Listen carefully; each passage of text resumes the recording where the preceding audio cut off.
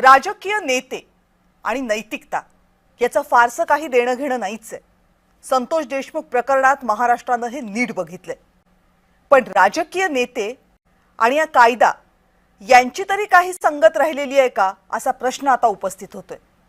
निवडून आलेल्या लोकप्रतिनिधीला 2 वर्ष किंवा त्यापेक्षा जास्त कालावधीची शिक्षा झाली तर त्या व्यक्तीने आपल्या पदावर राहू नये हा आपला कायदा। लोकप्रतिनिधींना आपणहून राजीनामा दिला नाही तर सभागृह अध्यक्षांनी त्यांना पदावरून काढून टाकावं ही या कायद्यामधली लख्ख असलेली तरतूद। पण जेव्हा हा कायदा लागू करण्याची वेळ येते तेव्हा काय होतं याचा तमाशा आज महाराष्ट्र दिवसभर बघतोय।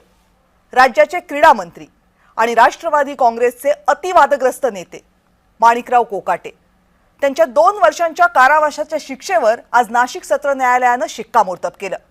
कोकाटेंचं प्रकरण कसलं तर आपण गरीब आहोत अशी खोटी कागदपत्र दाखवून गरिबांसाठी राखीव असलेल्या म्हाडाच्या 2 सदनिका लाटल्याचं। तब्बल 27 वर्षांनंतर या प्रकरणाचा निकाल लागला। मग कोकाटेंना तात्काळ अटक करा असे आदेश न्यायालयाने दिले।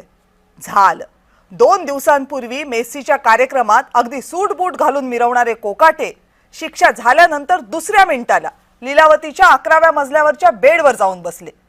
तिकडे त्यांच्या वकिलांची फौज हायकोर्टात पोहोचली जामीन मिळवायला, पण हायकोर्टाने केस सुनावणीला घेतली नाही। मग अटक अटळ झाली।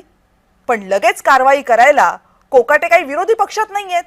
त्यामुळे एरवी निकाल लागल्यावर लगेच कामाला लागणारे पोलीस, विधानसभेचे अध्यक्ष हे जणू वरच्या आदेशांची वाट बघत बसले। कोर्टाची कॉपी आली नाही, कोकाटे कुठे आहेत माहित नाही, कोकाटेंची तब्येत बरी नाही असली कारण सांगत बसले।